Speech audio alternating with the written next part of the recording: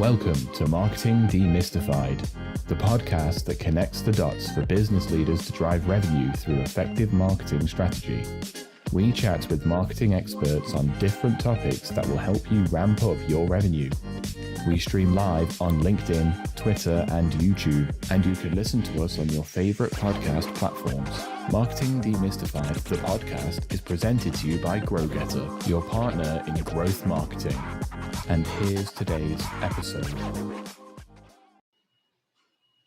Hello, everyone. Are you ready to be inspired, informed, and empowered with actionable tips to transform your marketing game? You're in the right place. Welcome to Marketing Demystified. I'm your host, Jenn Mancusi, CEO and co-founder of GrowGetter, your growth marketing partner. On the heels of a recent episode we did on the podcast about customer journey mapping, we want to talk a little bit about breaking things down even further. And that can involve the use of microfunnels. But what is a microfunnel?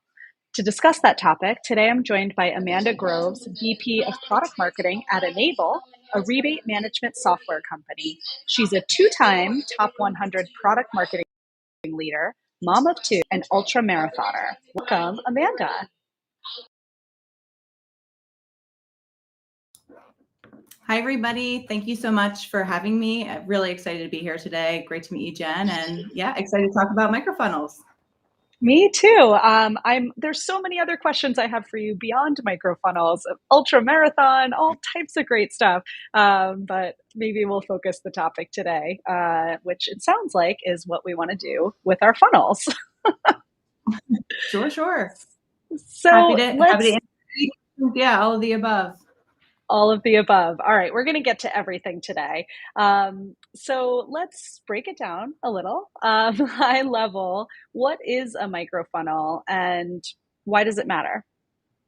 Sure. So I think it's not so far off of a traditional funnel. If you've ever been out to dinner, right, you have a nice meal. Maybe you've had more of a bougie meal that's deconstructed where the chef is just taking bits and bobs of the main meal and really highlighting what that is. So similar idea for a microfunnel. We're looking at the big stages and breaking them down into what are the key next best actions that a prospect or a customer needs to take to get further down in that funnel. So an example could be a prospect lands on a product page on your website.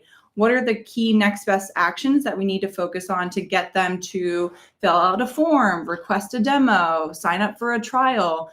If you're a PLG company and you're trying to drive an upgrade scenario, what are the barriers to entry that we need to smooth out to accelerate that next best action? So essentially, these really help us understand a micro facet. What are the key things that we as marketers can really improve on or eliminate barriers to entry to smooth out those stages to get to conversion and drive a faster conversion cycle? So really, we're thinking about the entire funnel or journey or whatever word you want to use. I know funnel sometimes is a bad word nowadays, which fine. I sort of get it. But so we're taking those different stages of the funnel and setting up our own little funnels in between to figure out how are we getting people from one part to the next, right? Exactly that. So I think traditional funnels, right? We follow a prospect or even suspect, prospect, lead, MQL, sales accepted lead. Like there's all these terms that we've been conditioned to follow. But if we really break it down, not to use the title, but it really truly is, well, sure, there's these key stages, but there's also key action within those stages that we know if we focus on, maniacally focus and measure, we can probably get to a better outcome if we highlight what those key conversion points are. So an example I like to draw on, especially from my time at a PLG company where we were focused as a product marketing team on self-serve conversion. So people who are in product and we want to get them to purchase an upgrade or show intent for an upgrade. We saw them getting caught up in product on what I like to call abandoned cart. Like they show intent to convert to a paid user, but they never take that action. So why? That's a very interesting puzzle for our product marketing team to solve. So just focusing on that key micro funnel can really bend the growth curve, especially if you're a PLG business, right? So the same thing can be for sales led. If you're trying to drive people to a key event like a trial or a demo, what are the key small micro actions or facets, whether it's on your website or in a sales cadence, that you can focus on to bend that curve? So yeah, just how you described it, really breaking things down. What are the key levers within the larger funnel that if you're focusing on a few things will really yield big returns? Yeah, for sure. And that honestly, like it could be a little in some ways it feels manageable in that, oh, I can just focus on this one small area and really make a big improvement on the overall journey. But how do you pick where to focus your energy? Because when you're talking about microfunnels, there's could be an infinite amount. There's a lot of different directions you could go in. How do you decide where to really pinpoint your energy and resources? It's a really good question. And I think more marketers are being skeptical about measuring everything versus what are the right things to measure right now. So I would say laddering up into what's most important for the business. What are the key North Stars for the business? Is it closed won revenue, accelerating closed won revenue? Is it percentage compete wins if we're looking at the competitive playing field? So it certainly comes with some due diligence on the marketing and sales team, right? What is most important for the business right now? I'd say we know certain things just aren't easily measurable and would be costly for us to try to bring into a microfunnel. A lot of brand plays, for example, they're not as demonstrable in terms of funnel attribution that there are other key stages. But if we have proof using, we have a lot of data at our fingertips. If we've done some due diligence and we know there's a certain source, campaign source or type that is more performant than others, that's a key indicator that there's probably even more that we can do from a microfunnel standpoint to optimize it. I would say it's certainly up to the business to decide who do we want to be, how do we want to grow. If it's sales led, there's going to be certain microfunnels that are more important. If we're product led, there's going to be certain microfunnels that are more important. If it's hybrid, even, like, that is also an interesting puzzle to solve. So I would say start with the North Stars, start with the data, and data isn't, everything. There's certainly anecdotal evidence we can use from surveys, talking to folks in the field, talking with our customers. Again, I'll draw on the abandoned cart campaign that I conducted at a PLG business where for those customers who didn't check out or didn't upgrade to the product, I had a few ways to surround myself with understanding why. There was an email that was sent out inviting these folks to join a one-on-one kind of discussion to say, I saw you were interested in this, but we didn't formalize the language in this way. You may be interested in this product. What would you like to know? More of an exploratory discussion. So in addition to the data, we got to have discussions with these key customers, an ideal customer in our ICP, and say, well, what are you trying to understand? And then we can pivot from there. So those are some of the strategies and tactics that I think are helpful to consider when you are going down a microfunnel path. Yeah, I love that it's a data-driven decision aligned with the business metrics. Sometimes when I say that out loud, it feels so obvious, but it is something that often gets missed in marketing. Align your metrics with the business objectives. I love how you described it as the North Star, and then look at those areas where there improvement can be made. I think it's also a great tip to, maybe if there's an area that is harder to measure quantitatively, it's not the place to focus your energy in a microfunnel scenario, because it's harder to identify if what you're doing is actually working, or what are you really moving the needle if you're not really even sure where the needle is? Yeah. So some of those like more tangible paths. And maybe we can continue on with that abandoned cart scenario, but what are some of the steps that you would take starting with that why, understanding why, and that email that you sent out? Like, what are then the steps that you took to actually improve that microfunnel? Sure, we can. I love that example. It's one of my favorite exploratory campaigns. I think something also to draw on as a marketing leader, right? When you're trying to suss out microfunnels, letting your team know it's all about experimentation. We're trying to figure out what microfunnels are the right stages and steps and actions to focus on. So this abandoned cart campaign was very, very much an experiment. We wanted to see if let's decouple maybe what the product team and engineering team and even sales are doing, right? We're looking at sales assisted leads here, what they're doing, and really try to suss out what we can do to improve this key metric, which was getting people to upsell and expand within the product. So it was one looking at our data. I know that is very obvious, but it is sometimes not part of the day-to-day to understand all sides of, especially in product activity, and depending on what product utilization data you have and what type of single pane reporting you have as a business, we could have already missed that opportunity. So I think it is important still to call it out. So looking at the data, I think personalization, also something that is very buzzy and obvious to a marketer, but personalization to the tune of contextualization, I think, is where we're seeing a lot of change in marketing. We have more firmographic, technographic information than ever before to really contextualize why now to send a message. I also love that B2B marketing is taking more, I would say, guidance from B2C marketing, where abandoned cart, right? That's normally B2C practice for consumers putting something in their cart and not buying. So coming back to it via retargeting, we're doing a lot of those things now in B2B tech. And I think this abandoned cart microfunnel is a great example of that. So why didn't this segment that we feel would be a great fit for this next best action, why didn't they take that step? Personalizing it with an email that is contextualizing their why. They showed curiosity in this specific product stream, so we can ask questions about that. We could tee up an interactive tour, perhaps. There's a lot of great software out there that can show product versus tell.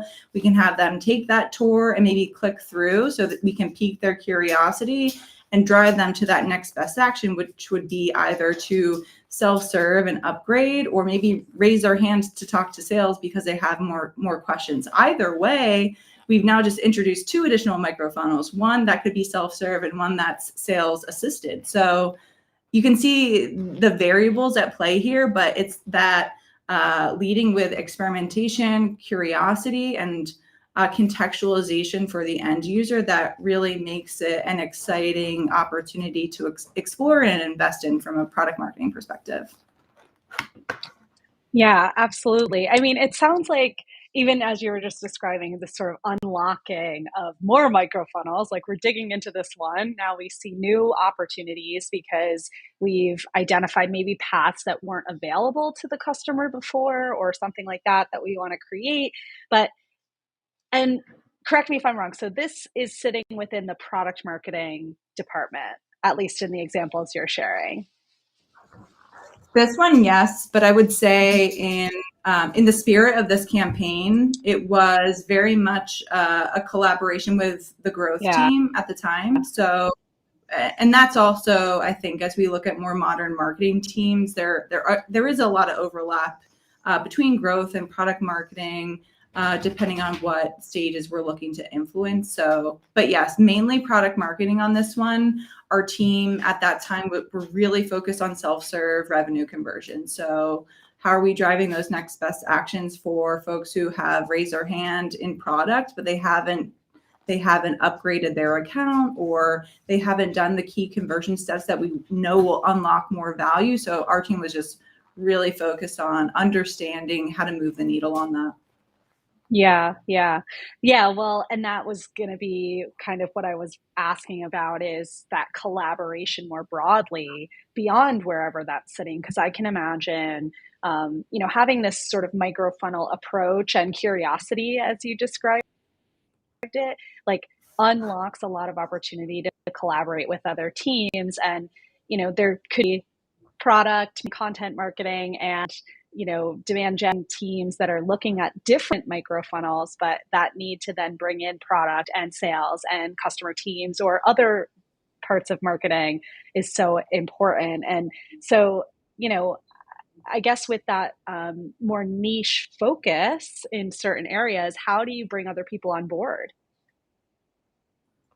That's a really good question. So I would say if a company is going to focus on microfunnels, like any initiative, there needs to be some socialization on why are we doing this? Why is it important to the business? Is it going to impact any of the other ways we were previously tracking revenue performance in a funnel standpoint? And also align stakeholders on what are the microfunnels that we're focused on and who owns what.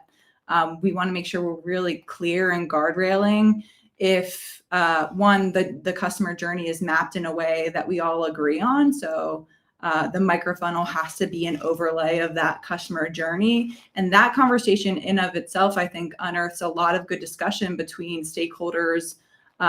Do we believe this journey is correct?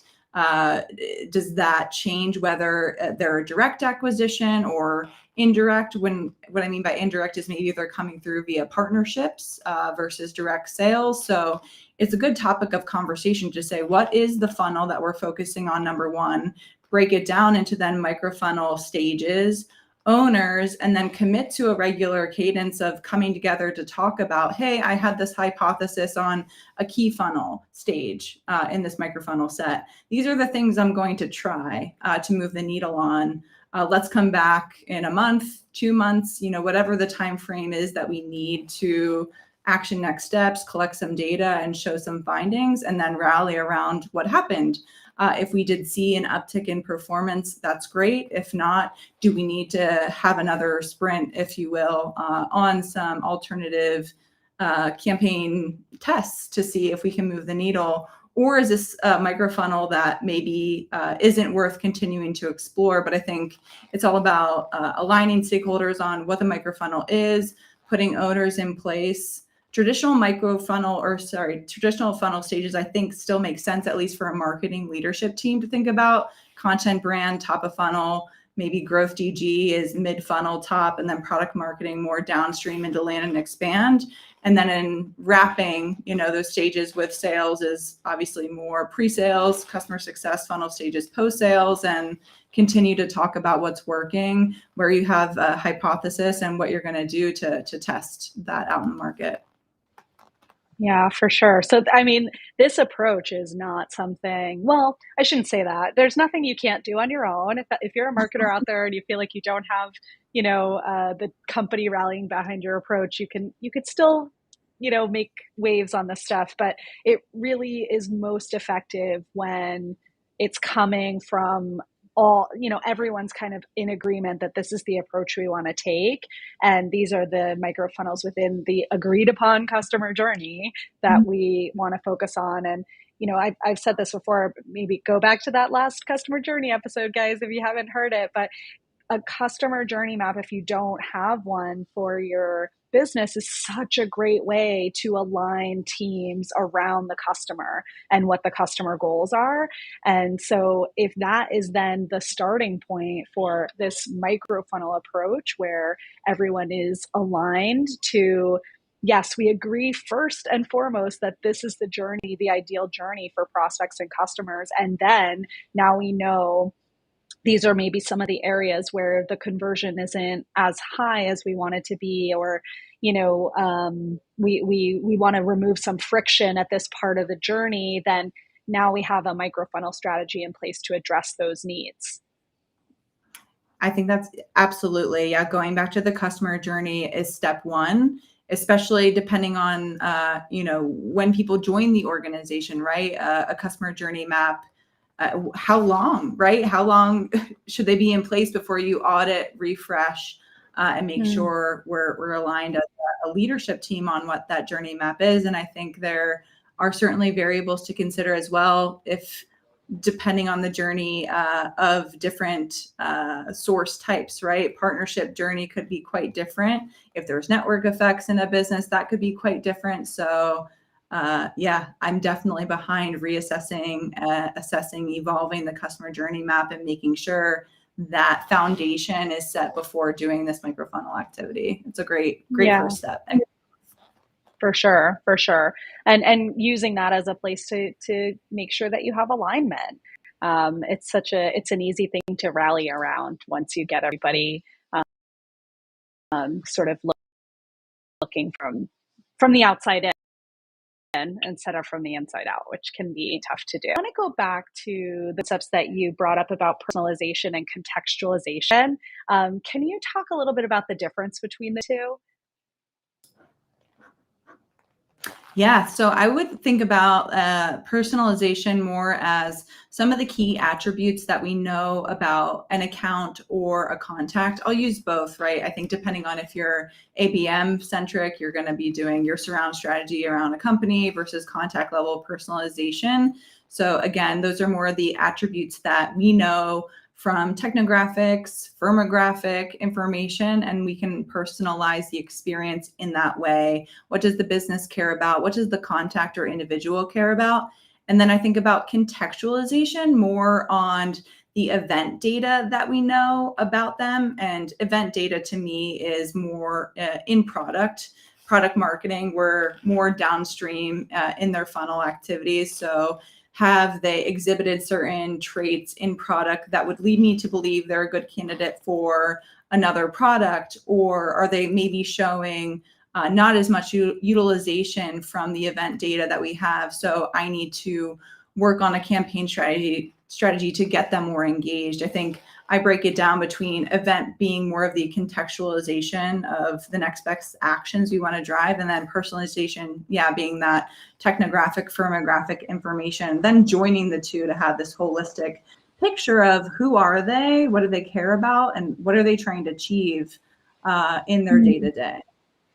Yeah, that makes a lot of sense. There's so many like good and bad examples of that, like just out in the world of tech. And I mean, maybe not even tech, but I think about Canva. Canva does such a great job of like nudging you towards different actions and milestones, and they sort of gamify it. And they're really good at saying, hey, you didn't upgrade this, or, you haven't done this yet, or congrats, you just did this big thing, whatever. Like they are sort of a gold star for me on that contextualization as you described. And then there's so many other companies that try to do that, but something blocks it. And, I guess I don't want to scare people off from trying it at all, but, be thoughtful about it, because if I get something that says, hey, you didn't take this action, but actually I have, then you're creating a problem for yourself that you'll have to fix in probably another microfunnel another time. But what other, do you have any other examples of companies you think are doing this really well? No, I think I love this topic. I think there's a lot of companies that do personalize in context of the account. Canva's a great example. More companies that come to mind, Miro, they do a great job of identifying not only who you are from a title standpoint, but what you're there to learn. What are you there to do? So I recently started kicking the tires with Miro at my current company, just out of the gate in sign up process, right? They're identifying who I am. I'm in marketing. What am I there to do? I'm doing some workflow visualizations for a new product, right? So immediately they optimize my experience to show templates that would be useful for me, right? So they're not only knowing who I am, what I care about, but they're helping me get to that next best action in the context of what I'm trying to achieve in that moment. So really sticky, delightful experience. They're a great PLG company. And I think a lot of people look to Miro for making these experiences happen at scale. Miro's a great one. I think another one is Grammarly. They do a great job in showing my score against the community. So to your point on gamification, I think Grammarly's done a great job in showcasing strengths and also areas of opportunity. So they bring you back in with that information as well. Yeah, that's another great example. Yeah. A former coworker of mine had a funny Grammarly story where he got a notification from Grammarly that his reading level had gone up, or writing, writing level had gone up. And he had run his wife's like dissertation through his Grammarly account or something like that, somebody else's writing. But he got a badge for it. He was very proud. One way to juke the stats. No, that's too good. Exactly. Now, you mentioned account-based marketing. Also, how does an account-based approach work in a microfunnel environment? I think they're very complementary. With account-based marketing, right? We're more focused on, or I would say we're joining the strategy with sales. Who are the target accounts that we're going after in any period of time? Working on that account plan, making sure the targeting and the surround strategy is set. So I liken ABM is to our joint campaign and programming with the sales team. And then from a microfunnel standpoint, it's really that it's an underlying expectation that those accounts that we've identified are key to this quarter or H2, whatever the period of time is that we're focusing on them. Do we have the right microfunnels in place to drive them to that next best action? The microfunnels to me don't change as much, but the accounts that we're targeting certainly do based on what the rally cry is for the business. So thinking about tracking those microfunnels, how they're performing, making sure we have the right accounts that we're targeting in place, and the retargeting, the gifting, whatever we're doing to make sure that account experience is delightful. And then the microfunnels are running on the background, right? We're making sure that they are performant. And if they're not, from an ownership standpoint, right? To go back to what we talked about earlier, we've committed certain team members are focused on this stage. We're going to make sure it's humming and optimized for ABM, as we are for, inbound contact leads, as we are for event leads, as we are for partner leads. The microfunnels to me are agnostic of the input. ABM is just another big, wonderful strategy that fuels that microfunnel. Yeah, that makes perfect sense. And I love how, in describing account-based marketing, like the first thing you say is that it's joining up with sales. I try so hard to not say ABM. It's so sticky and ingrained in us, this concept of account-based marketing, but it really is an account-based strategy. Mm-hmm. There is no account-based marketing if the rest of the business is not focused on the same accounts. So important. It's not a marketing initiative. It's a company-wide strategy. So I love that you said that. I agree. Now yeah. Sorry, a little bit of a delay on the audio, but we're powering through it. I wanted to ask you, anytime I have an opportunity to talk to product marketers, especially someone who's a 2-time top 100 product marketing leader, I feel like there is microfunnels aside, I feel like there's a lot of different understandings throughout B2B about what product marketing's responsibility is and what the job role means. I've seen a lot of different versions of what product marketing is for different companies. How do you define product marketing? It's a good question. So I think of it as being the influencer of the market, being the voice of the market, not just the customer within the business, right? I think I've seen product marketing be positioned as a service organization and past organization. And it really does dilute what we're here to do, right? We're here to be the voice of the market. And that means different things based on where we're swiveling, right? If we're influencing the roadmap, we need to make sure we have the market point of view in mind. So we're making sure that flywheel of what we're building is represented with product and also in the market. If we're helping sales with positioning on an account-based list, we're representing the market. So that flywheel of positioning sticks. So I view product marketing as being the market voice to influence the strategic priorities of the business. And I don't know that is a definition I've heard a lot, but I'm hopeful that more product marketing leaders will think of themselves truly as a strategic lever and an influencer and advocate of the market. So often I think product marketers just guardrail on customer, right? We're the voice of the customer, which customer as a word is a little bit nuanced, right? What does that mean if we're going to use microfunnels, customer post-sale, pre-sale? So being the voice of the market in the various business segments that you're focusing on, I think is a little bit more clear.